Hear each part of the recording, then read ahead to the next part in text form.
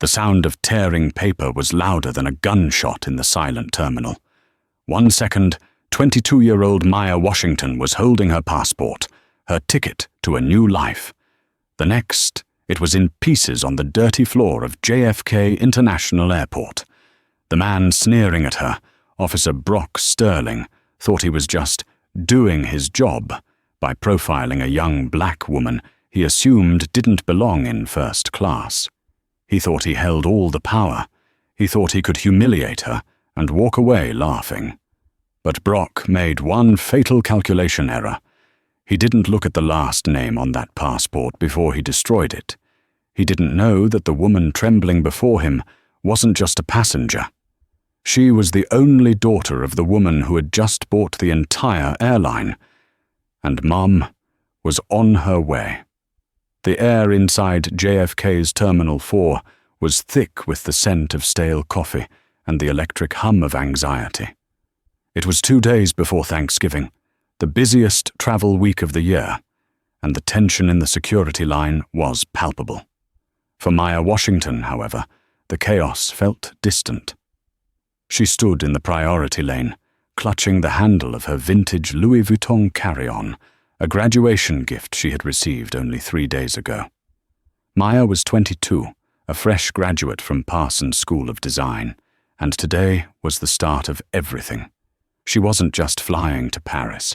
She was flying to meet the team at Aurum, one of the most prestigious fashion houses in the world, for a junior creative director interview.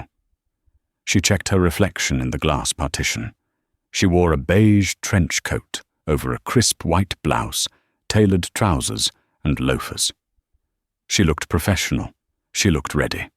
But inside, her stomach was doing somersaults. "Next!" a voice barked, cutting through her thoughts.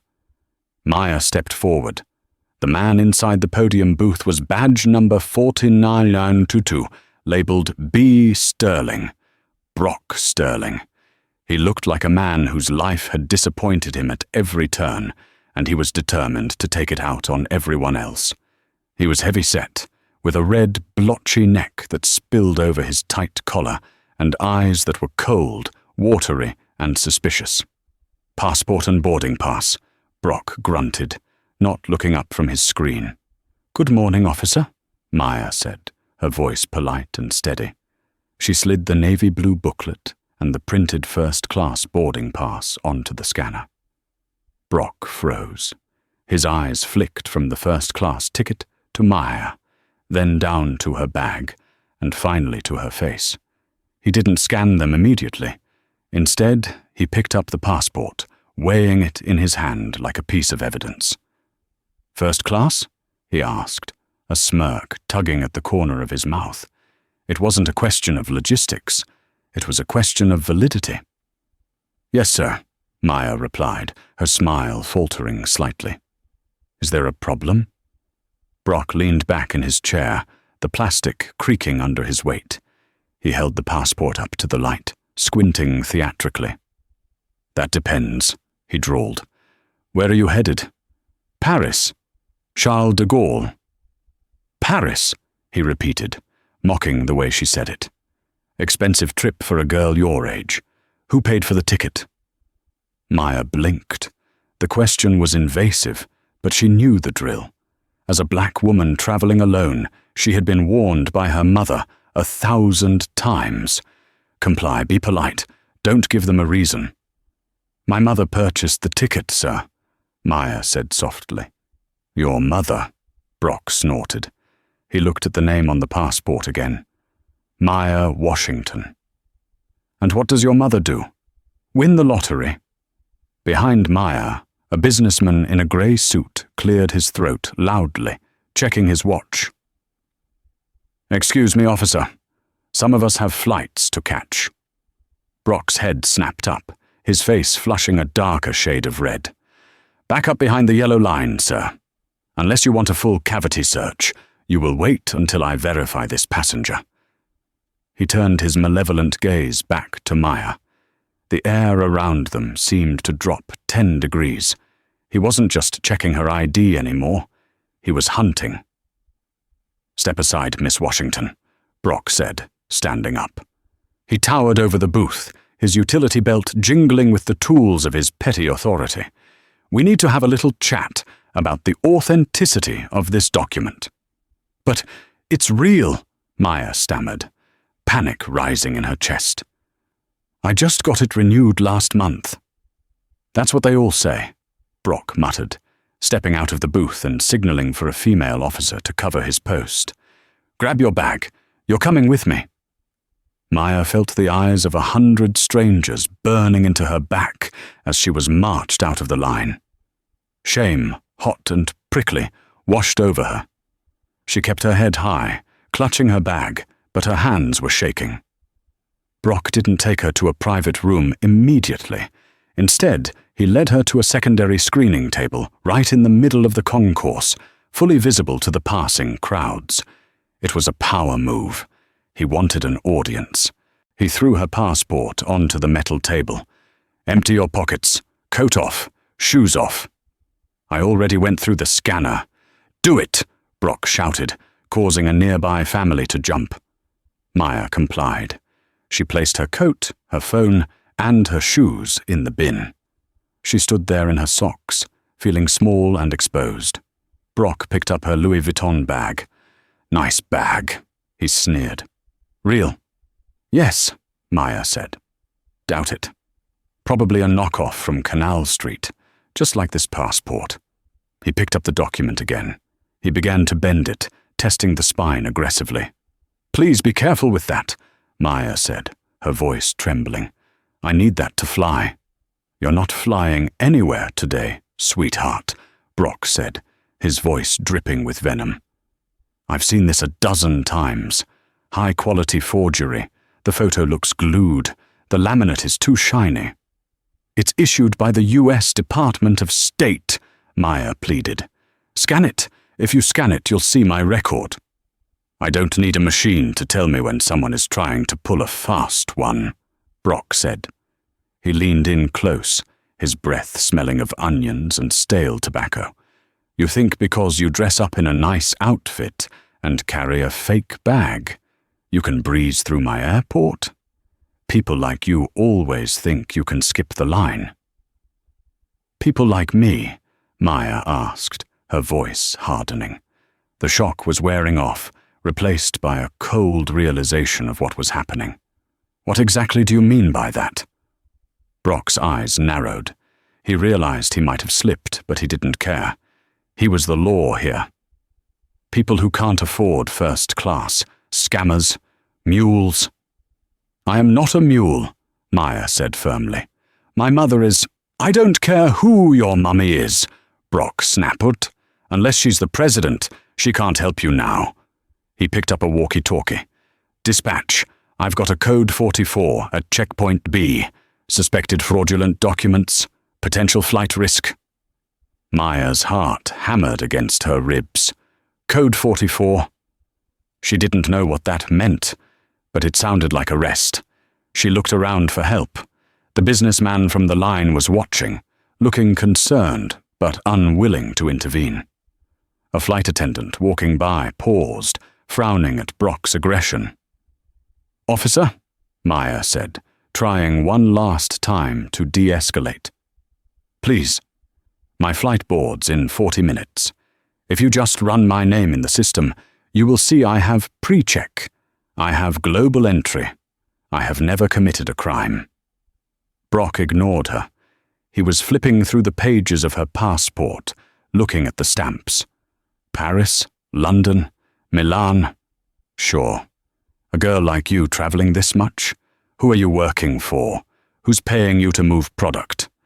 "I am a designer," Maya cried out, tears finally spilling over. "Those were school trips." "Lies," Brock spat. He looked at the photo page again. He gripped the booklet with both hands. "We take fraud very seriously here, and we destroy fraudulent documents to prevent them from re-entering circulation." Maya's eyes went wide. "What?" "No, you can't," Brock smiled. It was a cruel, twisted expression. "Watch me." The noise was sickening. It wasn't a clean rip. It was a struggle of cardboard and plastic laminate fighting against human force. Brock grunted with exertion, twisting his wrists. Caw, rip! The sound echoed off the high ceilings of Terminal 4. Maya screamed. It was an involuntary, guttural sound of pure devastation. No! Brock stood there, holding the two halves of her passport. He looked like a hunter holding a trophy. He tossed the pieces onto the metal table as if they were trash. There, he dusted his hands off.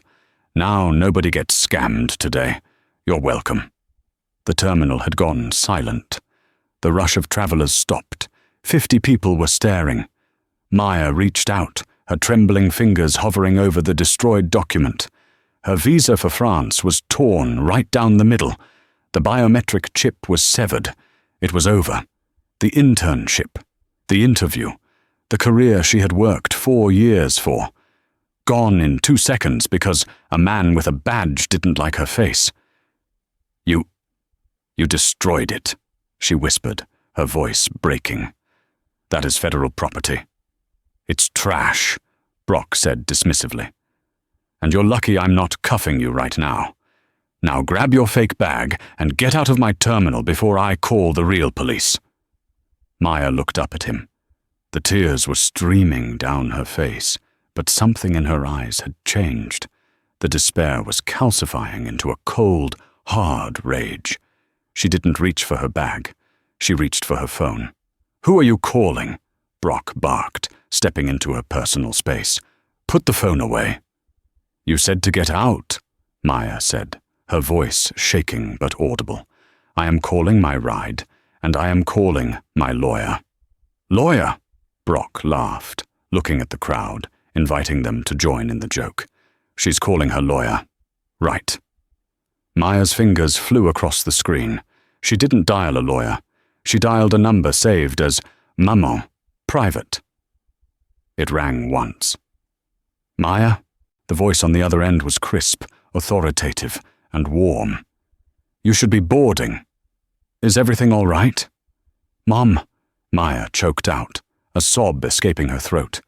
I'm at security. He ripped it. He ripped my passport. There was a silence on the other end of the line. A silence so heavy it felt like the air pressure in the terminal dropped. Who ripped it, Maya? The warmth was gone from the voice. It was replaced by a tone that sounded like steel grinding on steel. The TSA agent, Officer Sterling. He said it was fake. He tore it in half, Mum. He said I was a drug mule. Are you safe? Is he touching you? No, I'm standing at the table. Stay right there, her mother said. Do not move. Do not speak to him. Keep the line open. Mum, where are you? I'm already at the airport, darling. I was in the boardroom upstairs for the acquisition signing. I'm coming down. Maya lowered the phone, but she didn't hang up.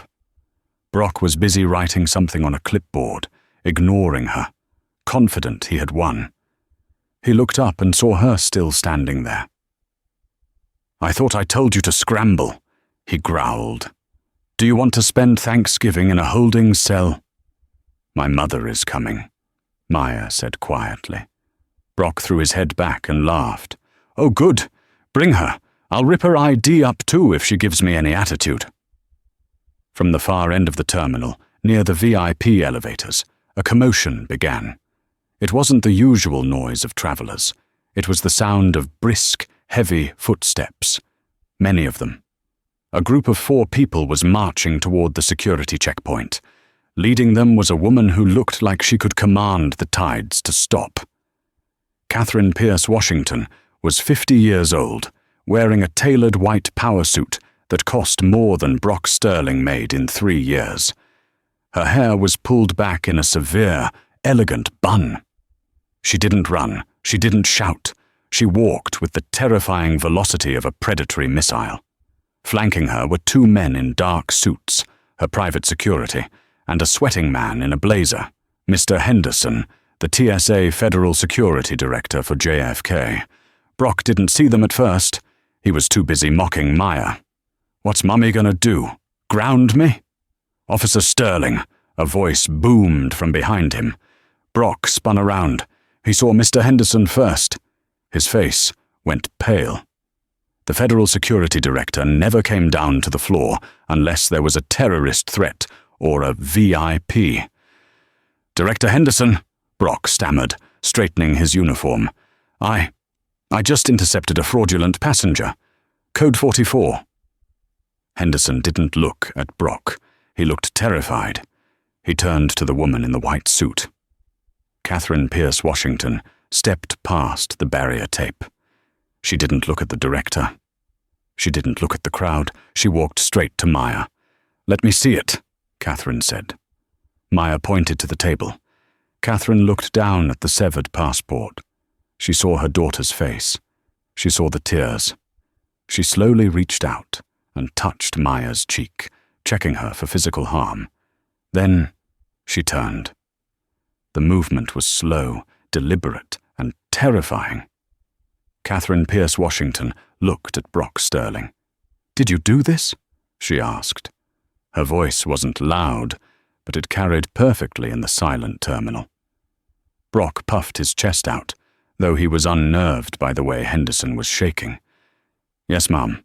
Standard procedure for confetti documents. I don't know who you are, but this is a restricted area." "Standard procedure," Catherine repeated. She looked at Henderson. "Is it standard procedure to destroy the property of the United States government without scanning it?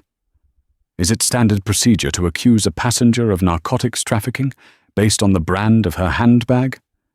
Now listen here, lady." Brock stepped forward, his hand dropping to his belt.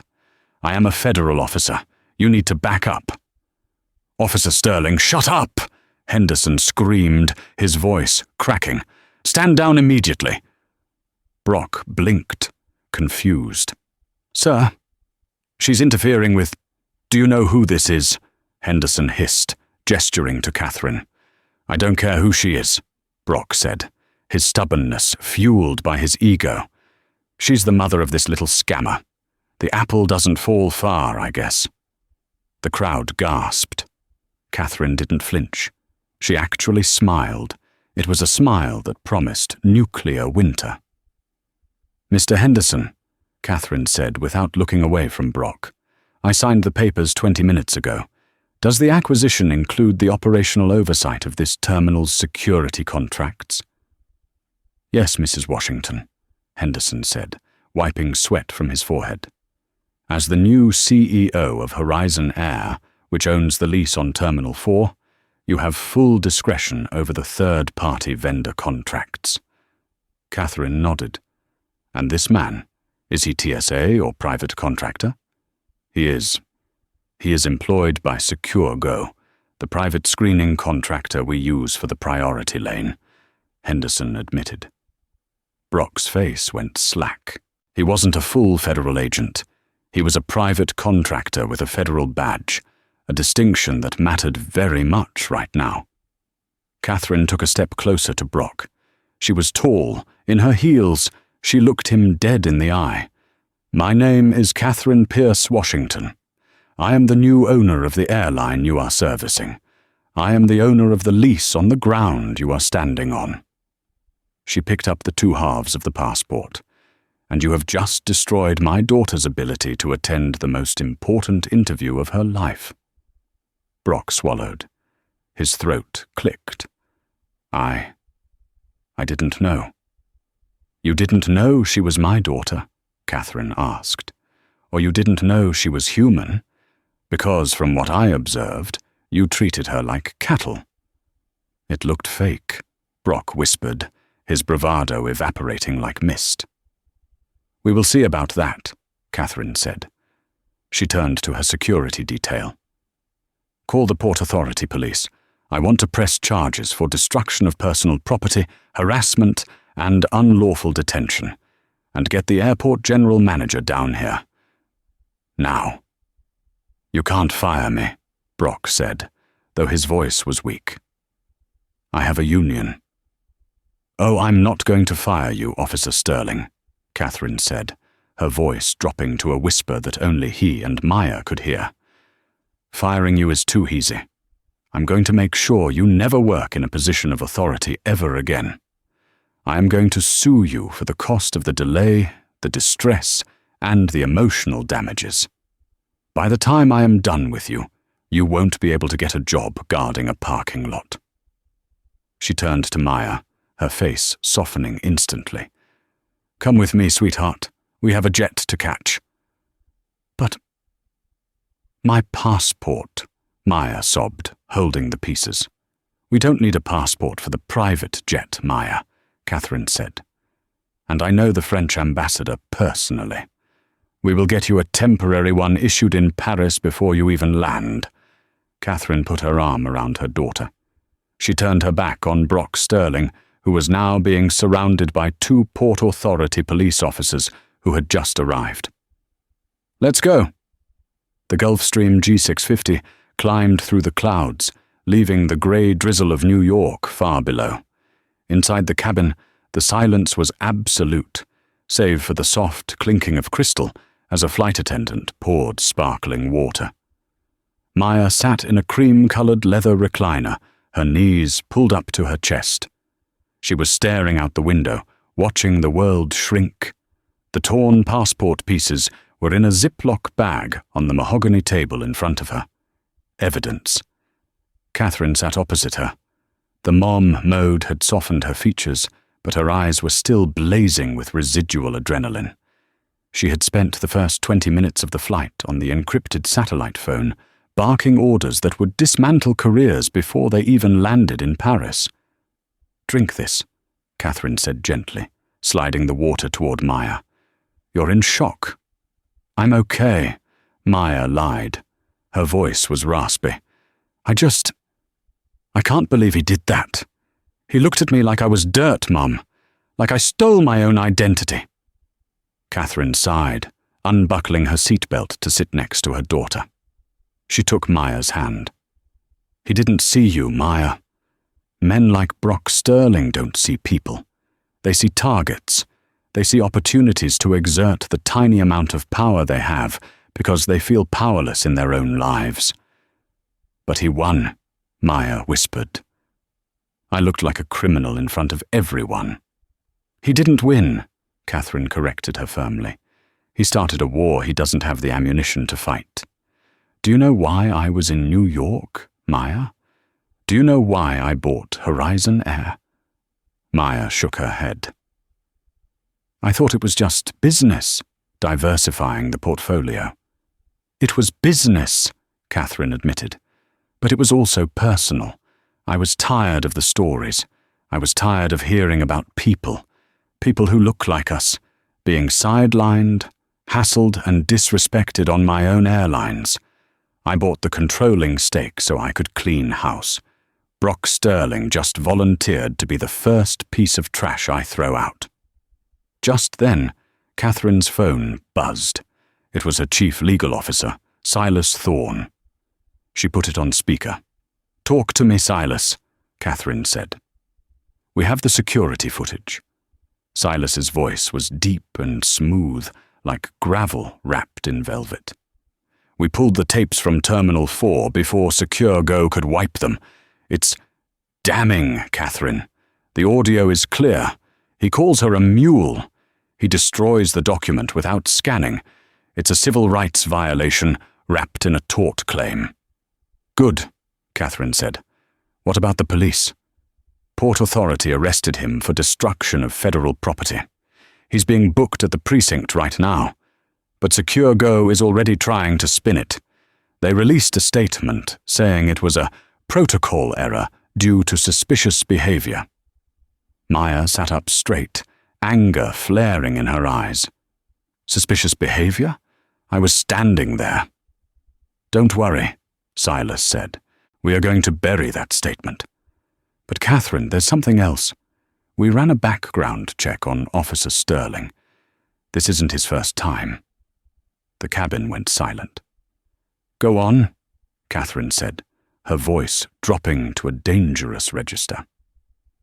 6 complaints in the last 2 years, Silas read. Harassment of international students, inappropriate comments to female passengers, and 1 incident where he detained a diabetic man and confiscated his insulin because he claimed the prescription looked fake. The man ended up in the hospital. "And he still has a job?" Maya asked, horrified. Secure Go buried the complaints, Silas explained. "It's cheaper for them to settle quietly than to retrain their staff." "They enabled him." Catherine looked at Maya. A dark resolve settled over her face. "Silas," Catherine said, "change the plan. We aren't just suing Brock Sterling. We are suing Secure Go for systemic negligence. I want a class action lawsuit. Find every person he has ever harassed. Find the diabetic man. We are going to burn their contract to the ground." "Understood," Silas said. "I'll wake the associates up. We're going to war." As the call ended, Maya looked at her mother. The fear was gone, replaced by awe. "He messed with the wrong family," Maya said. "He messed with the wrong generation," Catherine corrected. "Rest, baby. By the time we land in Paris, Brock Sterling will wish he had never been born." While Maya slept at 40,000 feet, Brock Sterling was sitting on a cold metal bench in a holding cell in Queens. He had been processed, fingerprinted, and stripped of his belt and shoelaces. The reality of his situation hadn't fully hit him yet. He was still operating on indignation. "I did my job," he kept telling himself. "She was suspicious. I have instincts." He was released on bail at 4 a.m. He walked out of the precinct, expecting to go home, drink a beer, and wait for his union rep to fix this. He didn't expect the cameras. As soon as he stepped onto the sidewalk, flashes blinded him. It wasn't the mainstream news yet. It was worse. It was the internet. "Officer Sterling! Officer Sterling! Why did you rip up the passport? Do you hate successful black women, Brock? Is it true you've done this before?" A group of live streamers and independent journalists shoved microphones in his face. Brock shielded his eyes, stumbling toward his beat-up Ford F-150. "Get away from me," he shouted, shoving a camera aside. "Assault," one of the streamers yelled. "He just hit me." Brock managed to get into his truck and lock the doors. His hands were shaking so hard he dropped his keys. He finally started the engine and sped off, his heart hammering. How did they know? He pulled out his phone at a red light. He opened Twitter, X. The #1 trending topic in the United States was "Fire Brock." The businessman from the line, the one in the grey suit, had recorded the whole thing. He had uploaded it to TikTok with the caption, "Power-tripping agent destroys innocent girl's passport. Wait for the mum to show up. Karma is coming." The video had 12 million views in 6 hours. The comments were a landslide of vitriol. User 88, "Look at his face. He enjoyed it. He wanted to hurt her."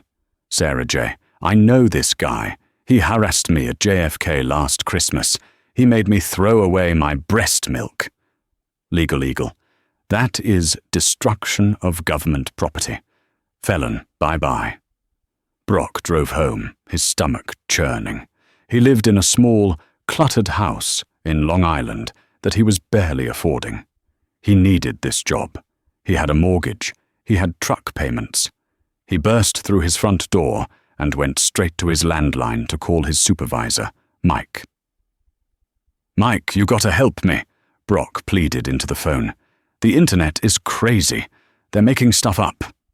"Brock," Mike's voice was cold, distant. "Don't come in tomorrow." "What? You can't suspend me without a hearing." "It's not a suspension, Brock.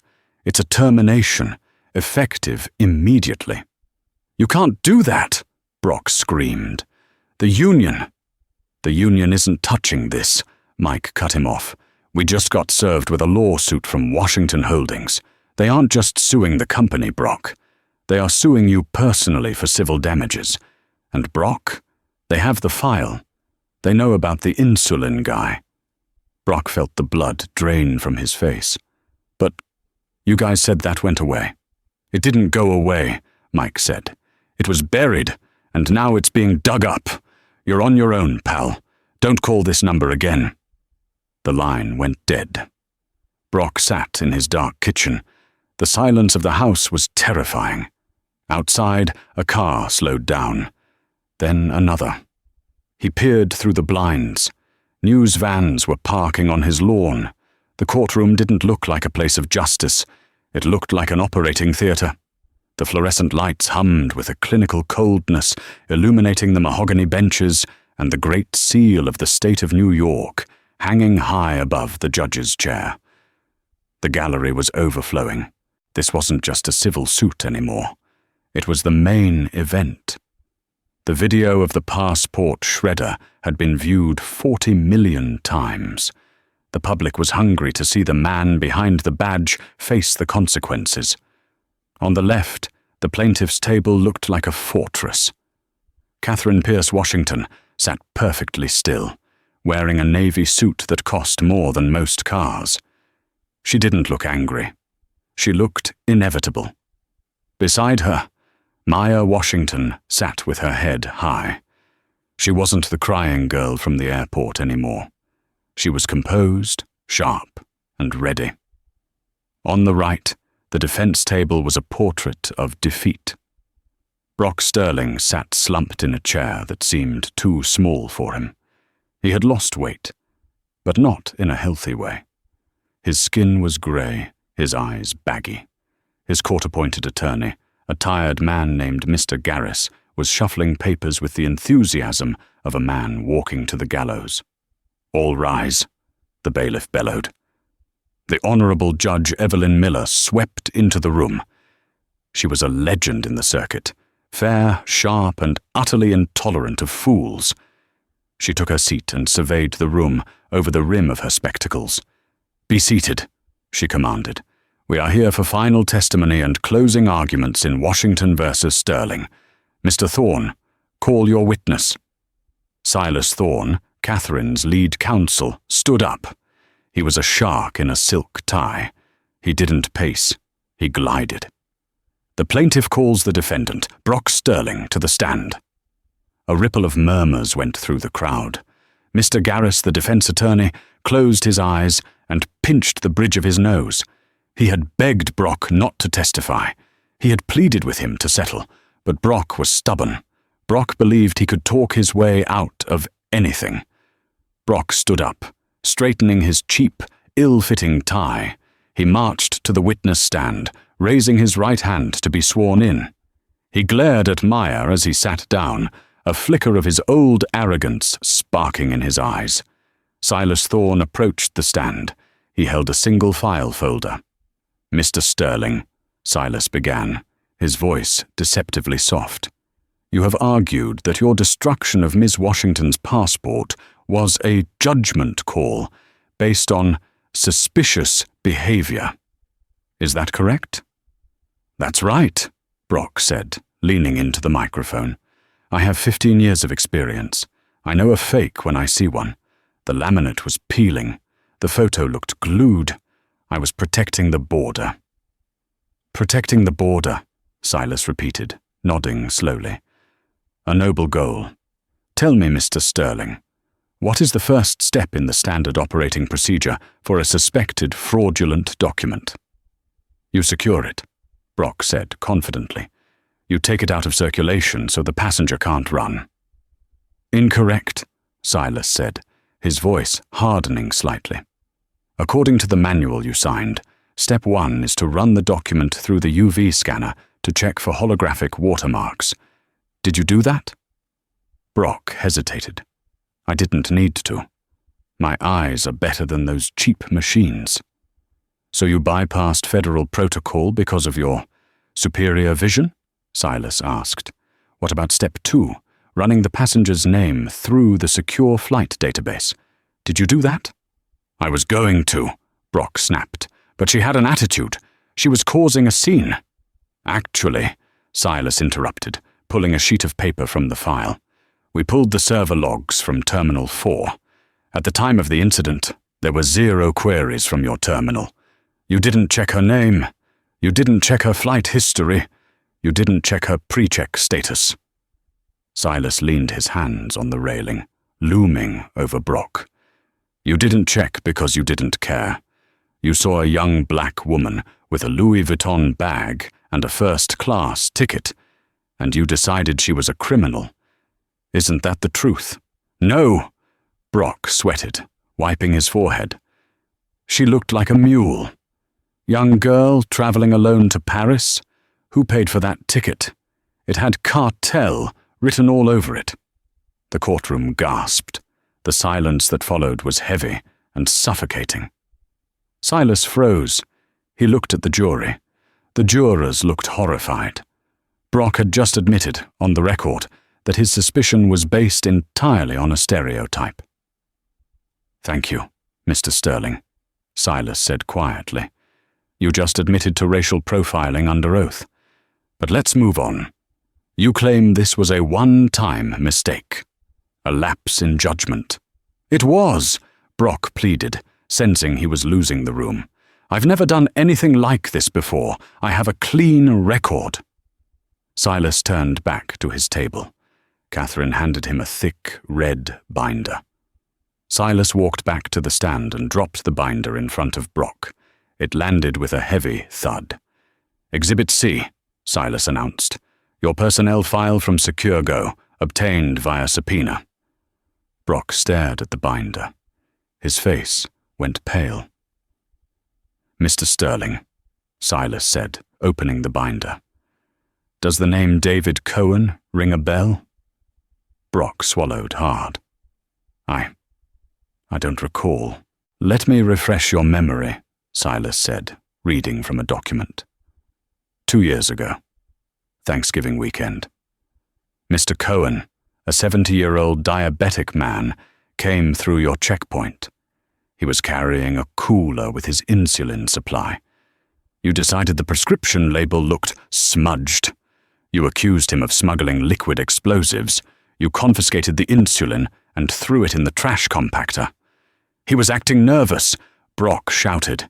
"He was going into hypoglycemic shock," Silas roared, his voice finally rising to a thunderous volume. "He collapsed on his flight to London. He spent a week in the ICU. Secure Go settled that lawsuit quietly to avoid press, but the report is right here. You almost killed a man because you wanted to play God." The jury was staring at Brock with open revulsion. One juror, a school teacher, looked physically ill. And here, Silas flipped the page, a complaint from a mother claiming you forced her to dump 3 bottles of breast milk because you didn't like her tone. And here, a report of you detaining a foreign exchange student for 4 hours without a translator. Silas closed the binder. "This isn't a mistake, Mr. Sterling. This is a pattern. You are a predator. You use your badge to inflict pain on people you think are weak. But this time, you made a fatal error." Silas pointed at Maya. "You picked a victim who could fight back." "Objection!" Mr. Garris squeaked from the defense table. "Counsel is badgering the witness." "Withdrawn," Silas said calmly. "I have no further questions for this man." Brock stumbled off the stand. He looked at the jury, trying to make eye contact, trying to find a sympathetic face. He found none. He slumped back into his chair, burying his face in his hands. The closing arguments were brief. The jury didn't need to hear speeches. They had seen the monster. They deliberated for less than an hour. When they returned, the atmosphere in the room was electric. "Have you reached a verdict?" Judge Miller asked. "We have, Your Honor," the jury foreman, a stern-looking mechanic, replied. "In the matter of Washington versus Sterling, on the counts of civil assault, destruction of property, and intentional infliction of emotional distress, how do you find?" "We find the defendant, Brock Sterling, liable on all counts." Brock let out a small, pathetic whimper. "And regarding damages?" Judge Miller asked. The foreman adjusted his glasses. He looked directly at Brock. "For compensatory damages, the cost of the flight, legal fees and therapy, we award the plaintiff $250,000. Brock flinched. He could never pay that. "And," the foreman continued, his voice rising, For punitive damages, to punish the defendant for malicious conduct and willful negligence, we award the plaintiff $2,250,000. Total judgment, $2.5 million. The number hung in the air like a guillotine blade. $2 million, Brock gasped. I don't have, that's impossible. Judge Miller banged her gavel. The verdict is recorded. Court is adjourned. The room erupted into chaos. Reporters shouted questions. Cameras flashed. Catherine and Maya stood up, hugging Silas. They looked relieved, vindicated. Brock sat frozen. He felt like the floor had opened up and swallowed him. $2.5 million. He was ruined. As the room began to clear, Silas Thorne walked over to the defense table. He looked down at Brock, who was staring blankly at the wall. "You can't do this," Brock whispered, tears streaming down his face. "I'm broke. I have a truck and a rental apartment. I'll declare bankruptcy. You won't get a dime." Silas leaned in close. He smelled of expensive cologne and victory. "Mr. Sterling," Silas said, his voice terrifyingly calm, "bankruptcy covers debts. It does not cover punitive damages awarded for malicious intent. You cannot discharge this debt." Brock's eyes went wide. "What?" "We have filed a motion for lifetime garnishment," Silas explained, adjusting his cufflinks. "That means we are going to take 40% of every paycheck you ever earn. We will take your tax refunds. We will take any inheritance. We will take your lottery winnings." Silas smiled, but it didn't reach his eyes. "You are 48 years old. If you work until you are 70, that is 22 years. For the rest of your life, every morning when you wake up and go to whatever minimum wage job you can find, you won't be working for yourself. You will be working for Maya Washington." Brock couldn't breathe. The walls of the courtroom felt like they were closing in. "You wanted to own her?" Silas whispered. "Now she owns you." Silas patted Brock on the shoulder. 2 heavy, condescending taps. "Have a nice life, Brock." Silas turned and walked away, joining Catherine and Maya at the exit. The heavy oak doors swung shut, leaving Brock Sterling alone in the silence of the courtroom, crushed under the weight of his own karma. The rain in New Jersey was different than the rain in Paris. In Paris, rain misted over cobblestones and made the city lights shimmer like impressionist paintings.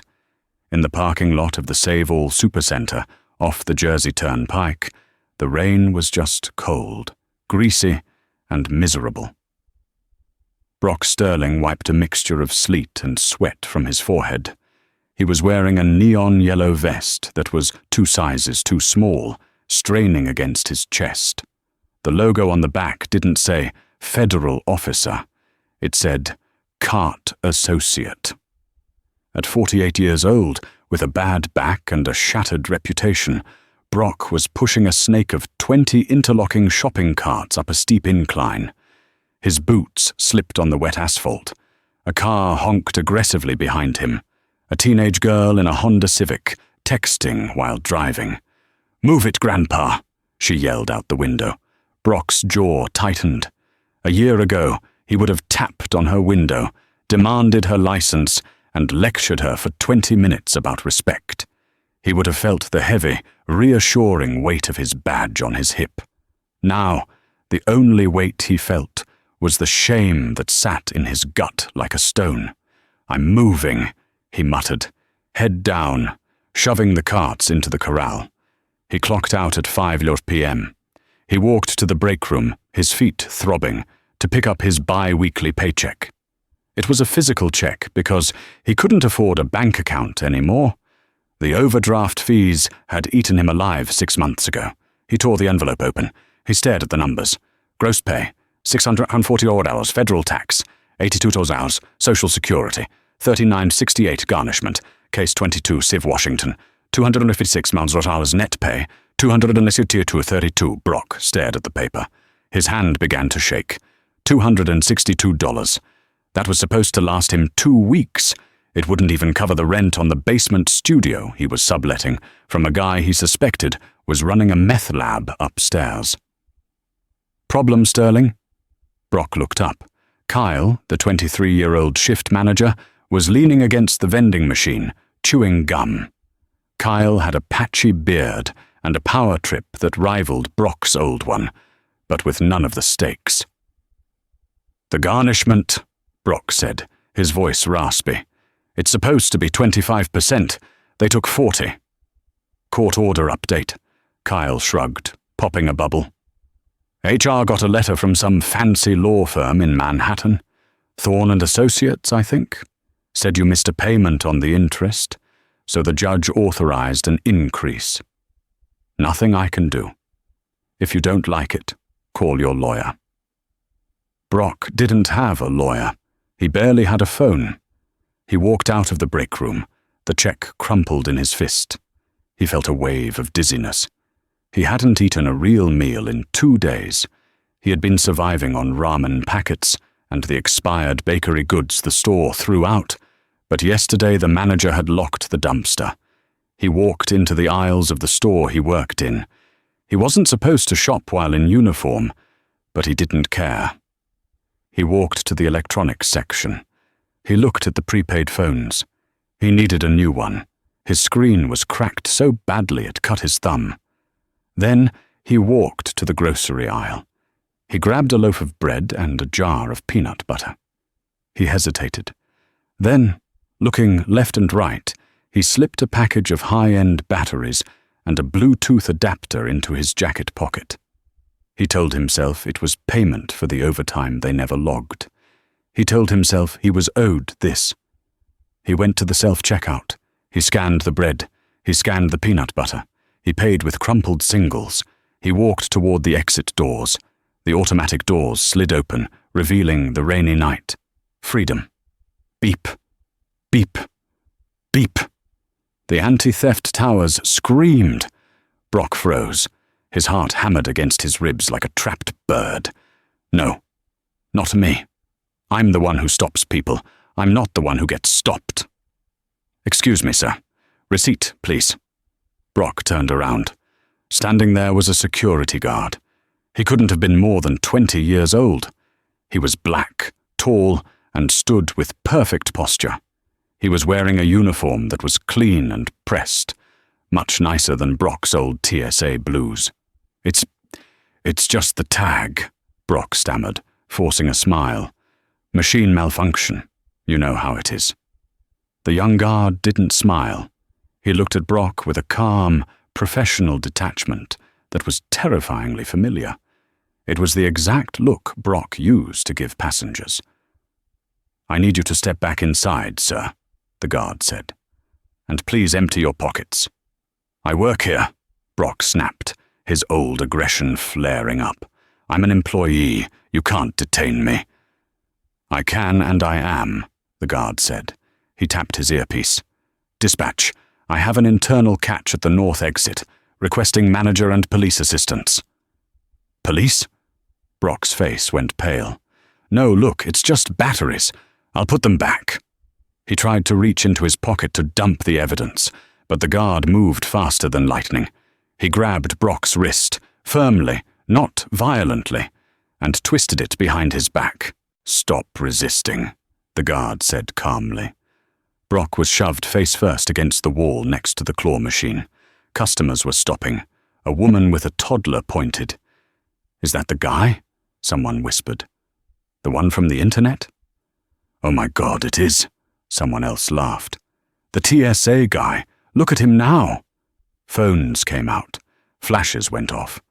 Brock closed his eyes, pressing his cheek against the cold cinder block wall. He remembered the feeling of tearing Maya's passport, the sound of it, the feeling of absolute power he had enjoyed in that moment. And now, as the handcuffs clicked around his wrists, real handcuffs, tight and cold, he realized with a sickening clarity. She didn't just sue me. She erased me. 4,000 miles away, the flashbulbs were popping, but they weren't capturing shame. They were capturing triumph. The Grand Palais had been transformed into a lush, futuristic jungle for Paris Fashion Week. The runway was made of recycled glass that looked like flowing water. The air smelled of expensive perfume and ozone. 5 minutes to curtain. Places, everyone. Maya Washington stood backstage, adjusting the collar of a model's trench coat. Maya looked different than she had a year ago. The hesitant, traumatized girl who had wept in JFK was gone. In her place stood a woman who vibrated with creative authority. Her hair was braided in an intricate crown, and she wore a suit of her own design, sharp, structural, and unapologetically bold. She was the creative director of the Voyager Initiative, a subsidiary of Aurum that she had built from scratch. "Jean-Luc," Maya commanded, snapping her fingers at the audio engineer. "The bass is too heavy on the intro. Drop it by 10%. I want the violins to breathe." "Oui, Maya," the engineer replied instantly. "Chloe," she turned to her assistant. "Did the ambassador get her seat?" "Front row, center right, next to your mother," Chloe confirmed, handing Maya an iPad. "And Maya, you have to see this." Chloe tapped the screen. It was a news alert from New York. Viral villain Brock Sterling arrested for shoplifting in New Jersey. Maya looked at the photo. It was a mugshot. Brock looked hollowed out. His eyes were dead. The article below detailed his life, the poverty, the garnishment of his wages that flowed directly into Maya's trust fund, the public humiliation. Maya stared at the image for a long moment. A year ago, seeing his face would have sent her into a panic attack. She would have heard the sound of the passport ripping. She would have felt small. Now? She felt the fabric of the trench coat under her fingers, high-quality, waterproof silk. She heard the applause building out in the hall. She felt the presence of the 50 people who worked for her, who respected her vision. "Maya," Chloe asked gently, "are you okay?" Maya swiped the notification away. She handed the iPad back. "I'm fine," Maya said. Her voice was steady. "It's just noise. Let's start the show." She walked to the curtain. The lights dimmed. The music swelled, a soaring orchestral piece that sounded like flight. Maya stepped out onto the runway for the final bow. The applause was a physical force, a wall of sound that washed over her. She saw the editors of Vogue clapping. She saw celebrities standing. And in the front row, she saw Catherine. Her mother wasn't clapping politely. She was standing, beaming, tears shining in her eyes. Beside her sat the US ambassador to France, who was nodding in approval. Catherine caught Maya's eye and gave a small, subtle nod. It was a private signal between them. We won. 2 hours later, the adrenaline was fading into a warm, contented exhaustion. Catherine and Maya sat in the back of a black Mercedes Maybach, driving toward Le Bourget Airport. The city of Paris blurred past them in streaks of gold and shadow. "You were magnificent," Catherine said, resting her hand on Maya's knee. "The collection. It was more than just clothes, Maya. It was a statement." "I called it Unbound," Maya said softly. "I wanted to make things that people could move in. Things that couldn't be torn or destroyed.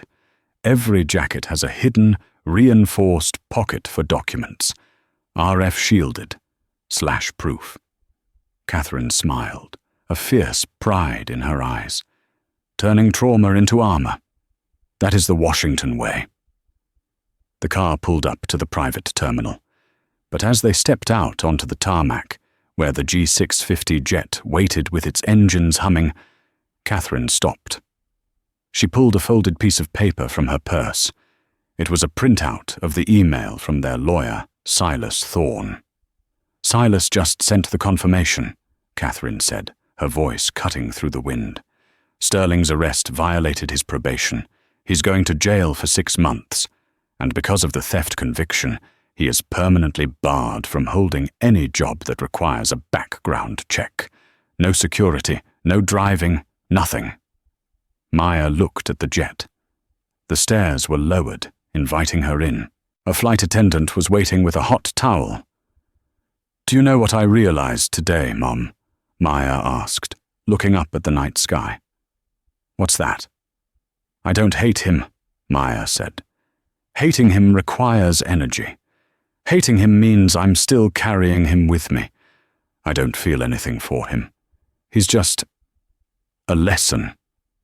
A lesson I learned, and a lesson he failed." Catherine nodded slowly.